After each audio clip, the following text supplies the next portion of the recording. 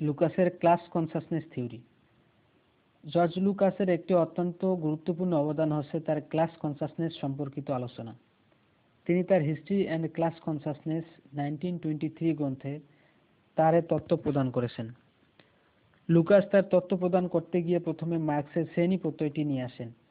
মার্কসের মতে কিছু ব্যক্তির সমষ্টি যারা উৎপাদন সংগঠনে একই ধরনের কাজ করে তাদেরকে একটি শ্রেণী বলা হয়। মার্কস শ্রেণীকে সংজ্ঞায়িত করতে গিয়ে বস্তুবাদী দৃষ্টিভঙ্গি ব্যবহার করেছেন। তার মতে কারখানায় যারা একই ধরনের কাজ করে তারা একটি শ্রেণী। এই হিসেবে একটি কারখানার মালিক, ম্যানেজার, সুপারভাইজার, সাধারণ কর্মচারী ইত্যাদি অনেক আলাদা আলাদা শ্রেণী আছে। কার্ল মার্কস পুঁজিবাদী সমাজে দুটি বৃহৎ শ্রেণীর কথা বলেছেন। এক, পুঁজিপতি বা মালিক শ্রেণী যারা উৎপাদন উপকরণের মালিক। দুই, সর্বহারা বা শ্রমিক শ্রেণী যারা শুধুমাত্র শ্রম দেয়। লুকাস শ্রেণী আলোচনা করতে গিয়ে বলেন যে শ্রেণীকে অবজেক্টিভলি দেখা সম্ভব নয়, কেননা একই ধরনের ভূমিকা পালন করা সত্ত্বেও সবাই একই শ্রেণীর অন্তর্ভুক্ত নাও হতে পারে। একই শ্রেণীতে কাজ করা সত্ত্বেও কিছু শ্রমিক বেশি বেতন পায়, আবার কিছু শ্রমিকের মালিকের সাথে সম্পর্ক থাকে, আবার কেউ সরকার দলীয় রাজনীতির সাথে জড়িত থাকে। ফলে তারা নিজেদের নির্যাতিত, অবহেলিত মনে করে না। একই ধরনের কাজ করা সত্ত্বেও নিজেকে তারা অন্যদের থেকে পৃথক ভাবে, তাই তারা ওই শ্রেণীর অন্তর্ভুক্ত নয়।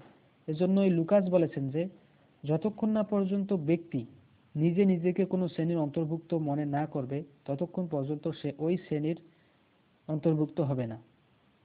শ্রেণী সচেতনতার সাথে লুকাস কার্ল মার্কসের সাথে একমত পোষণ করেছেন। যখন কোনো শ্রেণী ভাবে যে তারা অন্যদের থেকে আলাদা এবং তাদের স্বার্থও আলাদা, তবে তাকে শ্রেণী সচেতনতা বলে। শ্রেণী সচেতনতা দুই প্রকার। এক, ক্লাস ইন ইটসেলফ। এটা হচ্ছে কাঠামোগত শ্রেণী, অর্থাৎ একটি সংগঠনে একই ধরনের কাজ করার জন্য এরা একটি শ্রেণী বলে বিবেচিত হয়। এ ধরনের শ্রেণী হচ্ছে স্ট্রাকচারালি ক্রিয়েটেড এন্টিটি। এ শ্রেণীর মধ্যে অধিকার সম্পর্কিত কোনো সচেতনতা থাকে না। দুই, ক্লাস ফর ইটসেলফ। এরা হচ্ছে ওই শ্রেণী যারা নিজের অধিকার এবং শোষণের বিষয়ে সচেতন। তারা তাদের অধিকার আদায়ের জন্য সংঘবদ্ধ হয় এবং একই শ্রেণীভুক্ত মনে করে। এই শ্রেণী সম্পর্কে মার্শাল বলেছেন, a stratum organised in active pursuit of its own interest. Marx মনে করেন যে এই সচেতন শ্রেণী একদিন সংগ্রামের মাধ্যমে নিজেদের অধিকার আদায় করবে এবং পুঁজিবাদের পতন ঘটাবে। মার্কসের আলোচনায় ক্লাস কনসাসনেস এবং ফলস কনসাসনেস প্রত্যয় দুটি পরস্পর ঘনিষ্ঠভাবে সম্পর্কযুক্ত। তার মতে পুঁজিবাদী ব্যবস্থায় পুঁজিবাদীদের এবং শ্রমিকদের এ ব্যবস্থা কিভাবে কাজ করছে, এখানে তাদের প্রকৃত ভূমিকা এবং তাদের মূল স্বার্থ সম্পর্কে এক ধরনের ভুল ধারণা পোষণ করে থাকে, যাকে ফলস কনসাসনেস বলে। পক্ষান্তরে সাম্যবাদী সমাজে উত্তরণের ক্ষেত্রে এ ধরনের সম্ভাবনা রয়েছে যে সর্বহারা শ্রেণীরা তাদের উপর পুঁজিবাদের প্রকৃত শোষণ ও বঞ্চনা সম্পর্কে সঠিক ধারণা পোষণ করবে, যাকে বলা হয় ফলস ক্লাস কনসাসনেস। অর্থাৎ ব্যক্তি যখন নিজেকে শোষিত, বঞ্চিত বুঝবে, অন্যের সাথে এটা শেয়ার করবে এবং সর্বোপরি পুরো ব্যবস্থার পরিবর্তনের জন্য সক্রিয় ভূমিকা পালন করবে, তখন তাকে ক্লাস কনসাসনেস বলে। লুকাস বলেন, পুঁজিবাদী সমাজ ব্যবস্থায় বুর্জোয়া ও সর্বহারা উভয় শ্রেণীর মধ্যে ফলস কনসাসনেস দেখা যায়, কেননা পুঁজিবাদী ব্যবস্থায় সাধারণভাবে শ্রেণীরা মূলত তাদের প্রকৃত শ্রেণী স্বার্থ সম্পর্কে সচেতন নয়।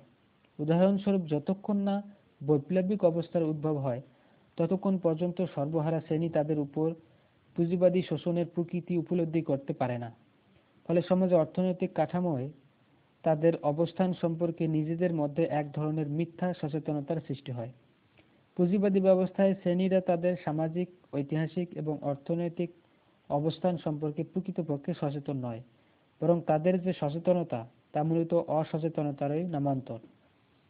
কারণ এক্ষেত্রে শুধুমাত্র তাদের ছোটখাটো উদ্দেশ্যকে সফল করার প্রচেষ্টা থাকে, পুরো ব্যবস্থায় শোষণের প্রেক্ষিতে তাদের করণীয় কর্মকাণ্ড সম্পর্কে সচেতন থাকে না।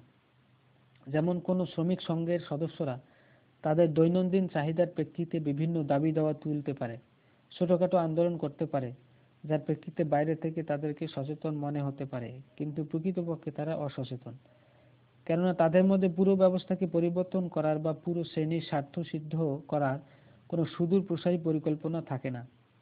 প্রাসঙ্গিকভাবে উল্লেখ্য যে আদমজি জুট মিলের শ্রমিকদের মধ্যে যদি প্রকৃত শ্রেণী সচেতনতা থাকতো, তাহলে এটা কখনোই বন্ধ করা সম্ভব হতো না। লুকাস মনে করেন যে ইতিহাসের বিভিন্ন ধারায় আমরা যে সকল শ্রেণী সচেতনতা দেখতে পাই তা মূলত শ্রেণী সচেতনতা নয়। লুকাসের মতে মানুষ আপনা আপনি শ্রেণী সচেতন হয় না, বরং শ্রেণী সচেতনতা হচ্ছে শেখার বিষয়।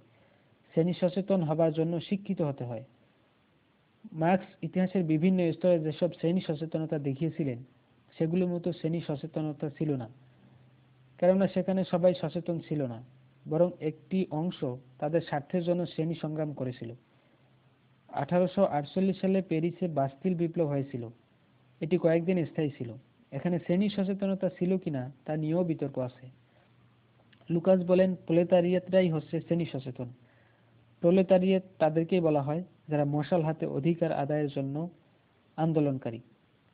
তার মতে পুঁজিবাদী সমাজের সর্বোচ্চ স্তরে শ্রেণী সচেতনতা আসবে, অর্থাৎ যখন শোষণ বঞ্চনা সর্বোচ্চ পর্যায়ে পৌঁছাবে তখন মানুষ সচেতন হয়ে উঠবে এবং নিজেদের অবস্থা পরিবর্তন করতে চাইবে।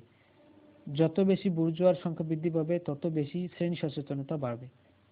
লুকাস শ্রমিকদের সম্পর্কে বলেন যে শ্রমিকরাই তাদের ভাগ্য নির্মাণ করে, তাদের কেউ সাহায্য করে না, কথা দিলেও কথা রাখে না।